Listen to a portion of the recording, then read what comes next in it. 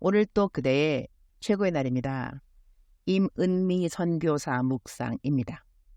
2024년 4월 8일 월요일 최고의 날. 암만 시대가 악해도 하나님을 찾는 사람은 있습니다. 역대하 11장. 나는 보통 묵상 녹음을 이곳 케냐 시간으로 밤 10시가량에 하는 편이다. 좀 일찍 할 때도 있지만 묵상 쓰는 것을 마치는 것은 한국으로 새벽 4시 전에는 마치는 편이다. 어제는 묵상 녹음을 하고 있는데 남편한테 전화가 왔다.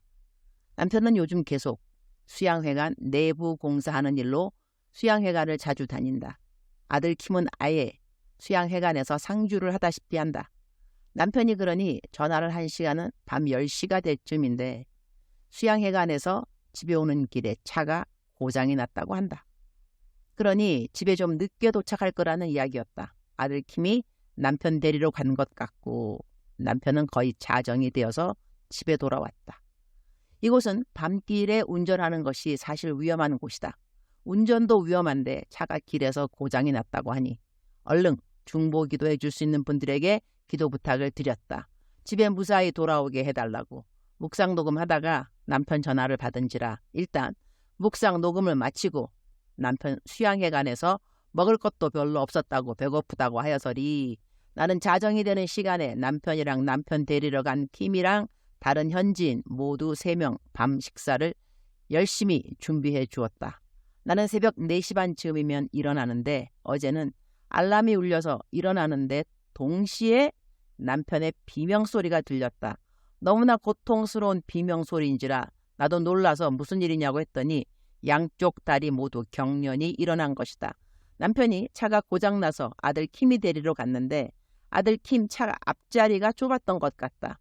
우리 남편 키가 191cm이다. 미국 사람인지라 다리도 길다.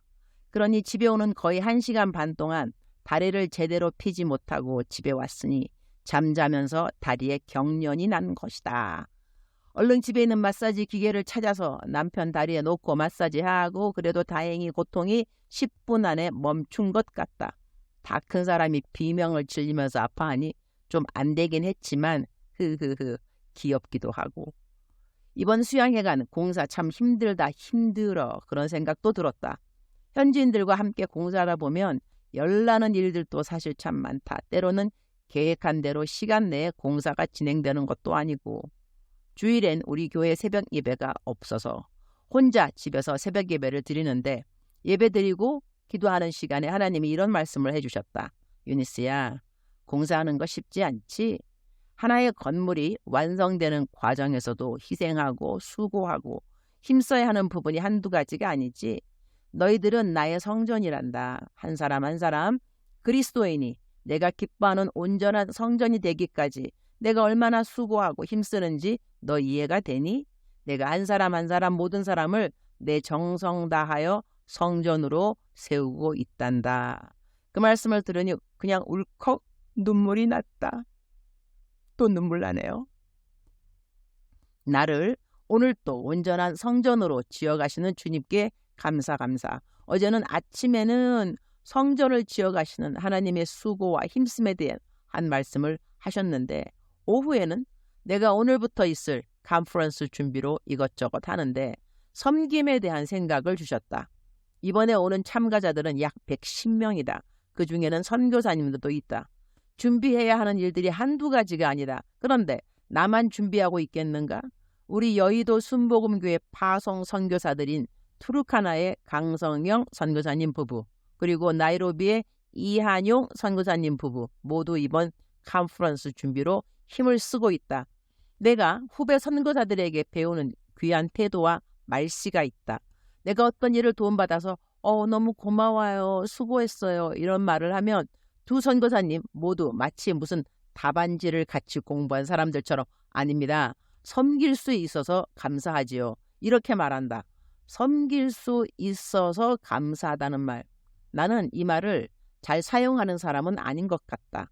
그런데 이런 대답은 참 지혜롭고 그리고 듣는 사람에게 덕이 되는 대답인 것 같다.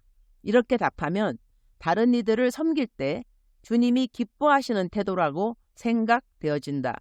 섬긴다는 것은 종의 신분으로 말을 한 차원도 되는데, 종은 어떤 종들이 주인이 기뻐하는 종일까? 종은 편하게 막 부릴 수 있는 종이 주인에게는 좋은 종이 아닐까? 주인인데 종의 눈치를 보게 된다면 그 종은 편한 종은 아닐 것이다.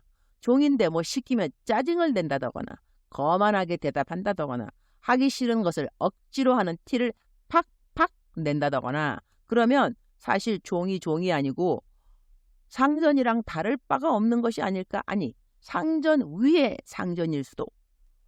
주님뿐 아니라 사람들이 나를 종으로 생각할 때 나를 부리기 편한 종인가? 그런 생각을 해보았다. 섬기는 일을 하면서 누가 나에게 뭐 부탁할 때 예의가 좀 없다 싶으면 속으로 나를 무시하는 거야. 뭐야? 내가 만만해? 이렇게 생각한다면 그것은 종으로서 가져야 할 태도가 아닌 것 같다. 그렇다면 누가 나한테 일을 부탁할 때 편하게 막 부리듯이 일을 시킨다면 나는 종이 확실한 것이라는 이야기가 된다. 이 계산은 아직은 그렇게 나에게 편한 계산도 아니고 응용도 아닌 것 같다. 아직은 내가 좀 더 성숙해야 이 레벨에 적용을 소화할 수 있겠구나 생각하면서 조금은 숨 고르기를 하기로 한다. 개역개정 역대하 11장 16절 말씀. 이스라엘 모든 지파 중에 마음을 굳게 하여 이스라엘의 하나님 여호와를 찾는 자들이 레위 사람들을 따라 예루살렘에 이르러 그들의 조상들의 하나님 여호와께 제사하고자 한지라.